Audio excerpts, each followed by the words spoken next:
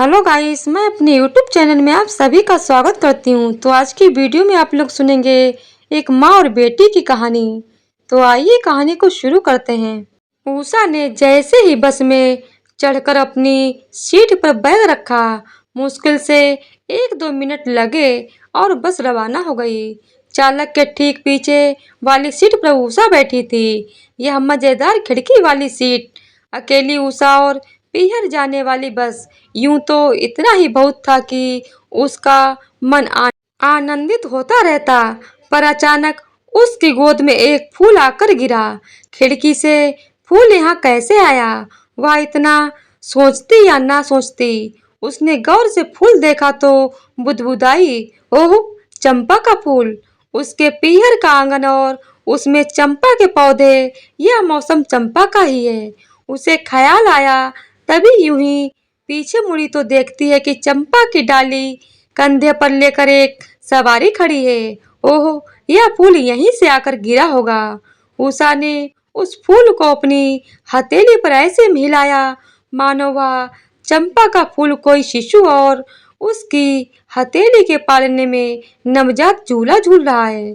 उषा का 1 साल बड़ा भाई और पड़ोस के बच्चे मिलकर चंपा के फूल जमा करते और मटकी में भर देते। अब मटकी का पानी ऐसा खुशबूदार हो जाता कि अगले दिन उस पानी को आपस में बांटकर वे सब खुशबूदार पानी से नहा लेते थे। माँ उसकी शरारत देखकर उसे न कभी मारती न कभी फटकारती, जबकि उषा की क्लास में जितनी भी लड़कियां थीं वो बात बात पर अपनी अपनी माँ की मार खाती थीं।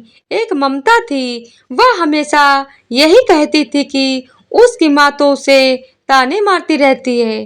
कभी कहती है, ममता तू इतनी सांवली है कि तेरी तो किसी हलवाई के से शादी ना होगी। कभी कहती, ममता तुझे पढ़ाने में पैसा बर्बाद होता है। ममता की बातें सुनकर उषा को अपनी माँ और प्यारी लगने लगती थी। ओह, मेरी माँ कैसी होंगी। उसका मन फूल से होकर अब सीधा माँ के पास चला गया था। उषा को पीहर जाने के नाम पर माँ का चेहरा ही देखना था।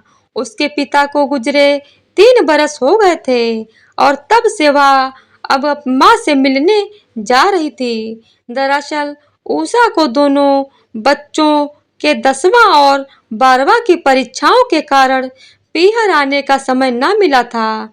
बस 2 घंटे का ही सफर था। पीहर पहुंचकर ओ माँ कहकर उसने माँ को गले लगा लिया था। कल आपका 72वां जन्मदिन है, हमें पता है, कहकर माँ ने लंबी सांस ली। तो इसीलिए तो आई आपके पास। या लो, आपके लिए साड़ी और अंगूठी है। ओहो, अच्छा, कहकर माँ ने रख लिया। लेकिन उषा ने गौर किया कि वह खुश बिल्कुल भी नहीं है। अगले ही पल वह बोली, उषा, अगर पैसे देती तो मेरे काम आते। बेटी, ओह माँ, यह क्या कह रही हो। सही कह रही हूँ बेटी, माँ ने उषा के सामने दिल खोलकर रख दिया। बेटी, जब तक तेरे पिता जीवित थे वो रोज ही साझेदारी वाली दवाखाने में जाते थे और रोज ही 100-200 रुपए लाकर मुझे देते थे। बेटी, 3 साल से मेरी दशा खराब हो रही है। पता है, अब मैं पाई पाई को तरस गई हूँ। ओह, कहकर उषा ने उनका हाथ थाम लिया। तो आप कभी फोन पर तो मुझे बता देती। बेटी, दीवार के भी कान होते हैं और तुम कोई खाली बैठी हो जो हर पल अपना ही दुखड़ा बताती रहूं। अगर तुम आज मेरे पास ना आती तो आज भी ना बताती, चुपचाप सह लेती। बेटी, हर रोज सुबह पार्क जाती हूँ उषा। मेरा मन होता है कि रास्ते पर मिलने वाले कुत्तों को बिस्कुट खरीद कर खिलाऊं, पर मेरा बटुआ खाली रहता है। माँ ने फिर गहरी सांस भरी। तो भैया भाभी कुछ नहीं देते। उषा का मन भारी हो रहा था। वह बोली, हाँ देते हैं बेटी, पर उतना ही जितने में मेरा काम चल जाए। बस उषा हैरान थी। बेटी, मुझसे मिलने पड़ोसी बेटियां आती हैं, सारे घर के लिए मिठाई लाती हैं। मेरा मन होता है कुछ नगद उनके हाथ में रखूं, पर मेरा तो हाथ खाली है। ओह माँ, उषा ने अफसोस जाहिर किया। मैं अपनी कोई साड़ी या स्वेटर दे देती हूँ। खुशी खुशी वे ले जाती हैं। अब मेरी एक सहेली बीमार थी। मैं उसे देखने अस्पताल गई, मगर इतने पैसे नहीं थे कि कोई फल ले जाती। बस दुआ देकर आ गई, कहकर माँ खामोश हो गई। अच्छा, पर भैया भाभी इतने कठोर हो गए। हाँ बेटी, वो कहते हैं कि आपने तो एक मकान तक नहीं बनाया, आपने कुछ किया ही नहीं, तो आपका क्या एहसान है भला। बेटी, तुम जानती हो, वह किराए का घर, वह आंगन, वे पड़ोसी, मैं तो कभी किसी की चोट तो किसी की बीमारी या किसी की बेटी की शादी, बस ऐसी सहायता में ही रह गई। मैं तो आज की जैसी अपनी खराब दशा की कभी सोच तक नहीं सकती थी। माँ बोलते बोलते रुक गई। ओह, ये लो माँ, ये 10,000 रुपए रख लो। नहीं उषा, अरे माँ, ये मेरे फालतू के हैं। मतलब यह है कि 2 दिनों पहले ही मेहंदी लगाने का नेंग मिला है। माँ रख लो ना आप, ये रखो। उषा ने जिद की। अरे अच्छा, कहकर माँ ने अपने बॉक्स से सोने के गहने निकालकर उषा को दिए। उषा, ये ले लो। ये कहने नहीं माँ, उषा डर गई कि कहीं भाई भाभी इस कमरे में आ गए तो क्या होगा। कोई है ही नहीं घर पर, कोई नहीं आने वाला। अरे कहाँ गए सब, उषा ने पूछ लिया। माँ बोली, दोनों मेरे जन्मदिन की खरीदारी करने गए हैं। कल 20 परिवारों को खाने पर बुला रखा है। समाज का दिखावा तो खूब करना आता है। अच्छा चलो, कोई नहीं, आप भी खुश हो जाओ। माँ, पर ये गहने रहने दो ना।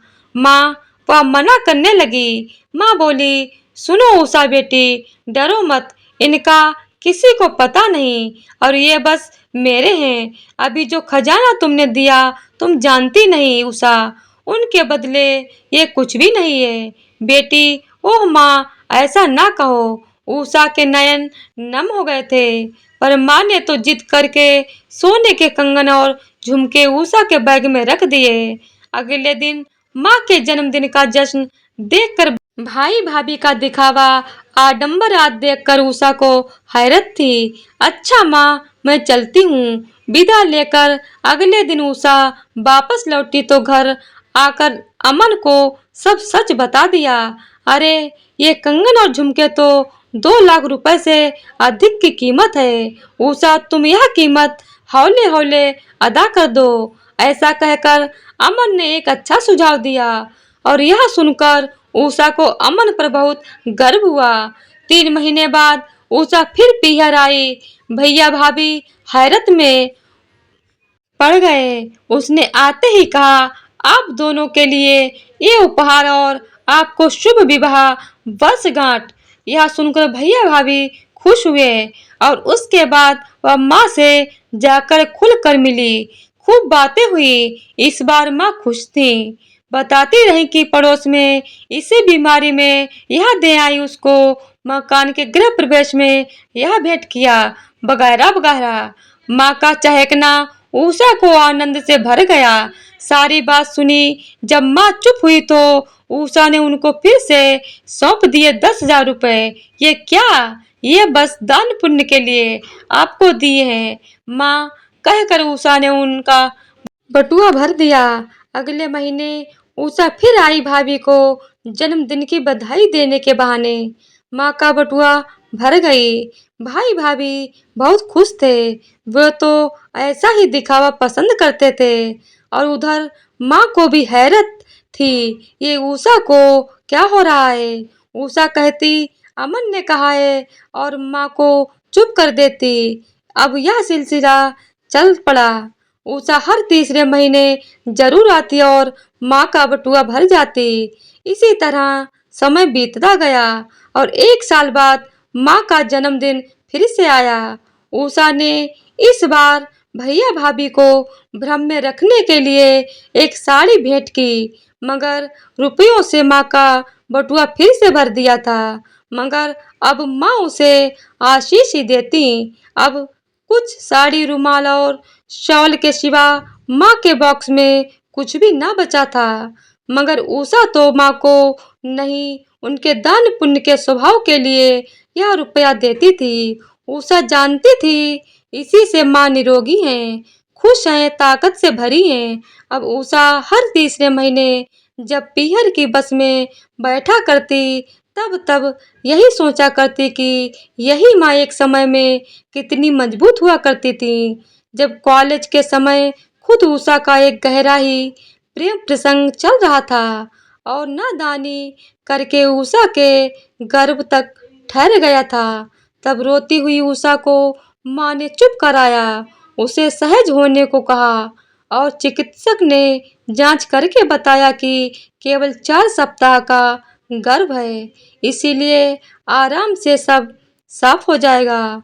रोती हुई उषा को तब भी माँ ही चुपचाप ले गई थी अस्पताल और उसको इन अनचाहे भार से आजाद किया।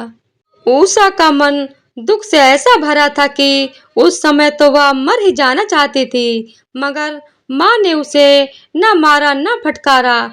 माँ ने बस इतना पूछा कि आगे तुम दोनों विवाह करोगे, साथ रहोगे। उषा ने फूट फूट कर रोते हुए बताया कि गर्भ ठहरने की बात पता लगने के समय ही उसने कन्नी काट ली है, यह क्या विवाह करेगा। ओह, बस इतना ही कहा था माँ ने। उस समय वह माँ का लौह महिला का रूप देखती रह गई थी। उस घटना के 2 वर्षों बाद जब उषा सामान्य हो गई, तब मौका पाकर फिर माँ ने ही उषा को अमन के बारे में बताया और अमन से उसकी दूसरी पत्नी बनने का सुझाव दिया। अमन के 2 बच्चे थे। उषा को उस समय माँ से बहुत खींच हुई, पर जब माँ ने कहा जोर जबरदस्ती नहीं है, एक बार मिलकर बात कर लो, फिर जो चाहो, तब वह शांत हुई और उसी शाम अमन घर पर आए थे। उषा ने पहली मुलाकात में ही अमन की दूसरी पत्नी बनना स्वीकार कर लिया। अमन की पहली पत्नी फेफड़े की बीमारी से चल बसी थी। अमन एक सुलझे हुए इंसान थे और औरत को बहुत सम्मान देते थे। विवाह के दिन से लेकर आज तक उषा अमन के साथ बहुत खुश थी। अमन के दोनों बच्चे उसे माँ ही मानते थे। इस समय भी बस उषा को मजबूत माँ बहुत याद आ रही थी और भी बहुत यादें थीं। माँ ने विवाह के पहले साल उसको बहुत मानसिक संभाल दिया था।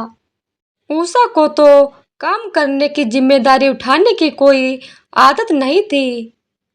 यूं तो अमन के घर पर एक सहायिका थी, मगर 2 बच्चों की माँ और अमन की पत्नी बनकर सहज होने में उषा को समय लगा। तब माँ ने ही उसे ताकत दी थी। यूं अमन के प्रेम में कभी कमी नहीं आई और आज तक नहीं। फिर 3 साल बाद भैया का विवाह हुआ। माँ ने भाभी को भी आजाद और मस्त रहने दिया। माँ को तो सबको हंसता देखना पसंद था। भाभी भैया का विवाह जीवन बहुत खुशहाल था। उषा यही सोचती रहती कि अब माँ के राज करने के दिन आ गए हैं, मगर फिर एक दिन अचानक ही पिता चल बसे। एकदम से सब बदलता गया और आज की तारीख में सब सही दिखाई दे रहा था, लेकिन माँ केवल बटुआ खाली होने से भीतर ही भीतर कितनी कमजोर पड़ गई थी। यही सब कुछ सोचती हुई उषा पीहर पहुंच गई। माँ दिखाई दे गई। वह अपनी छड़ी के सहारे कहीं से लौट रही थी। उषा ने मौका देखकर उनके बटुए में रुपए रखे। तभी भाभी 2 कप चाय लेकर आ गई। उषा और माँ गपशप तथा चाय में व्यस्त हो गए। भाभी जैसे ही उनके पास से गई, माँ ने हंसते हुए उषा को नगदी लौटा दी। अरे अरे, यह क्या माँ, ये आप क्या कर रही हैं? वह चौंक गई। माँ बोली, अरे अरे, यह देख। माँ ने बटुआ खोला और नोट दिखाए। ओहो, आपने ये पहले वाले खर्च नहीं किए तो अब दान पुण्य का काम बंद कर दिया। उषा माँ को गौर से देख रही थी। ऐसा तो हो ही नहीं सकता, यह मेरी 1 महीने की कमाई है। वह चहक कर बोली। उषा के माथे पर बल पड़ गया। है कमाई नौकरी यह कब हुआ? 3 महीने पहले तो तुम नौकरी नहीं करती थी। अरे सुन तो सही, हुआ क्या? अपना सुमित है ना, मेरी दिवंगत सहेली का छोटा बेटा। हाँ हाँ माँ, मुझे याद है। उषा ने किसी चेहरे की कल्पना करते हुए जवाब दिया। तो उसके जुड़वा बेटे हुए। कुछ परेशानी के कारण अस्पताल में 16 दिन रहना था। पुरुष को इजाजत नहीं थी और सुमित को रात को रुकने वाला कोई न मिला। मैंने कहा मैं रुक जाती हूँ, बस रात को सोना ही तो था। मैं करीब 16 रात सोने चली गई। अब वह कल आया, मिठाई फल लाया और 8,000 रुपए दे गया। मैंने मना किया तो बोला कि आपने वैसे ही 20,000 रुपए की बचत करा दी है। अगर ये न रखें तो आपकी बहू मुझसे बात नहीं करेगी। पूरी बात बताकर माँ ने सांस ली। उषा बोली, ओहो अच्छा, पर ये तो जल्द खत्म हो जाएंगे, तुम अगले महीने के लिए रख लो। उषा ने जिद की तो वापस लौटाते हुए माँ बोली, अरे आगे तो सुन।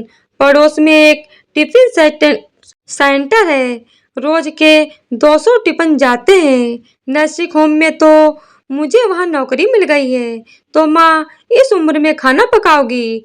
अब उषा को कुछ गुस्सा आ गया था। अरे पकाना नहीं है, बस रोज सुबह शाम जाकर चखना है, कमी बतानी है और इसके 10,000 रुपए हर महीने मिल रहे हैं, कहकर माँ हंसने लगी। अच्छा मेरी मजबूत माँ।